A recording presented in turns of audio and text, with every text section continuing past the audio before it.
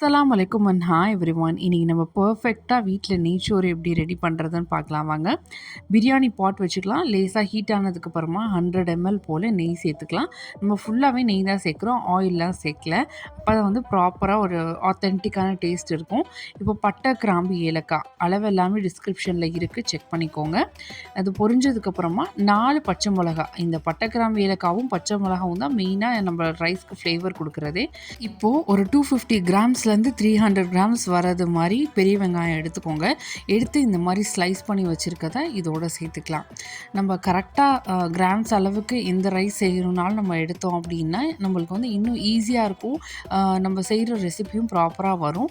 இந்த வெங்காயம் எவ்வளோ தூரம் நல்லா வதங்குதோ அது பொறுத்து நம்மளுடைய சாப்பாடோடைய டேஸ்ட் நல்லாயிருக்கும். அதே மாதிரி ரொம்ப சீக்கிரம் கெட்டு போகாமலேயும் இருக்கும். இது நல்லா அந்த வெங்காயம்லாம் உதிர்ந்து நல்லா வதங்குற அளவுக்கு நல்லா வந்து இதை ப்ராப்பராக கிண்டிகிட்டே இருக்கணும். ஸோ இந்த அளவுக்கு கிளாஸியாக டேர்ன் ஆனதுக்கப்புறமா நம்ம இஞ்சி பூண்டு பேஸ்ட் வந்து இது கூட சேர்த்துக்கலாம். ஒரு 1.5 டீஸ்பூன் அளவுக்கு நான் பெரிய ஸ்பூனுங்கிறனால சேர்த்துருக்கேன். அந்த அளவுக்கு நீங்கள் சேர்த்துக்கோங்க. சேர்த்துட்டு அதையும் இந்த எண்ணெயில் வதக்கணும்.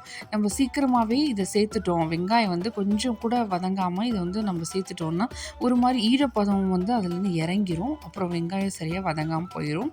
அதனால் கொஞ்சம் ஒரு ஹாஃப் வந்து வெங்காயம் வெந்ததுக்கப்புறமா நீங்கள் இதை சேர்த்துக்கோங்க. இப்போது கைப்பிடி அளவுக்கு மல்லி, புதினா 2 எடுத்துக்கோங்க. எடுத்து நல்லா வாஷ் பண்ணி சாப் பண்ணி இதோட சேர்த்துருக்கேன். சேர்த்துட்டு நல்லா இதை இந்த எண்ணெயிலே வதக்கி விட்டுக்கலாம். அரிசியோட மெஷர்மெண்ட் பார்த்துடலாம். நான் வந்து எப்போது இந்த உலக்கில் தான் வந்து மெஷர் பண்ணி எடுத்துக்குவேன். நீங்கள் 1 kg கரெக்டாக மெஷர் பண்ணி ரைஸ் எடுத்துக்கோங்க. இன்றைக்கி நம்ம சீரக சம்பா அரிசியில் தான் செய்ய போகிறோம். ஏன்னா நெய்ச்சோறு பொறுத்த வரைக்கும் சீரக சம்பா தான் வந்து கரெக்டாக இருக்கும்.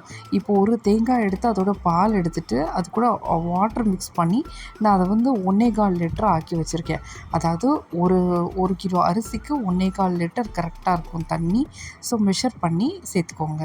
அதுக்கு தேவையான அளவுக்கு சால்ட்டும் சேர்த்துட்டு நல்லா மிக்ஸ் பண்ணிக்கலாம். நெய்ச்சோறு பொறுத்த வரைக்கும் உப்பு வந்து உரைக்கக்கூடாது. பிரியாணி மாதிரி டேஸ்ட்டு தெரியணும். உப்போட டேஸ்ட்டு வந்து ரைஸ்க்கு இருக்கணும், அவ்வளோதான். இப்போ வந்து ஒரு மூடி போட்டு ஒரு 5 to 10 minutes விட்டுறலாம். நல்லா தண்ணி சூடு ஏறி இந்த மாதிரி கொதி வந்திருக்கும். அந்த ஸ்டேஜில் ஒரு கிண்டிட்டு அதில் வந்து நம்ம ஒரு 3 தண்ணியில் கழுவி ஊற வச்சுருக்க சீரக சம்பாவை வந்து இது கூட சேர்த்துக்கலாம். ரைஸை வந்து இது கூட சேர்த்துட்டு ஜஸ்ட் ஒரு ஃப்ளிப் கொடுத்துடலாம். எல்லாம் ஒன்று சேர இந்த மாதிரி ஒன்றா மிக்ஸ் ஆகணும். அந்த மாதிரி ஃப்ளிப் கொடுத்துட்டு இப்போ வந்து நம்ம க்ளோஸ் பண்ணிட போகிறோம். மீடியம் ஃப்ளேமில் வச்சுட்டு ஒரு 10 minutes விட்டுறலாம். இப்போ திறந்து பார்க்கும்போது ரைஸும் வாட்டரும் நல்லா ஈவனாக இருக்கும். ஹாஃப் வந்து நம்ம ரைஸ் வந்து பாயில் ஆகிருக்கும். இப்போ ஜஸ்ட் வந்து ஒரு ஃப்ளிப்பு தான் கொடுக்கணும். ரொம்ப வந்து கரண்டி போட்டு மிக்ஸ் பண்ணக்கூடாது. ஜஸ்ட் ஒரு ஃப்ளிப் கொடுத்துட்டு அடியில் இருக்க ரைஸ் வந்து கொஞ்சம் மேலே வர மாதிரி பார்த்துக்கணும்.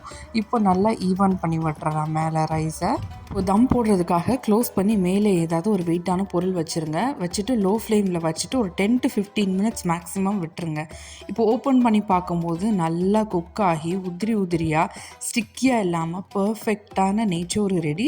இதுக்கு வந்து மட்டன் தால்ச்சா இல்லை சிக்கன் கிரேவி, மட்டன் கிரேவி, மீன் குழம்புக்கு கூட சூப்பராக இருக்கும். தக்காளி, தயிரெலாம் கூட சேர்த்து பண்ணலாம். ஆனால் இந்த மாதிரி செய்யும்போது கூட இன்னும் நல்லாவே இருக்கும். ஒரு கல்யாண வீட்டு ஸ்டைலில் கீ ரைஸ் தான் இன்றைக்கி நம்ம செஞ்சுருக்கோம். நீங்களும் ட்ரை பண்ணி பாருங்கள். உங்களோட ரிவ்யூவை எனக்கு ஷேர் பண்ணுங்கள். சேனல் ஃபஸ்ட் டைம் பார்க்குறீங்க, வீடியோ பிடிச்சிருந்துச்சு அப்படின்னா மறக்காமல் சப்ஸ்கிரைப் பண்ணுங்கள். தேங்க்யூ.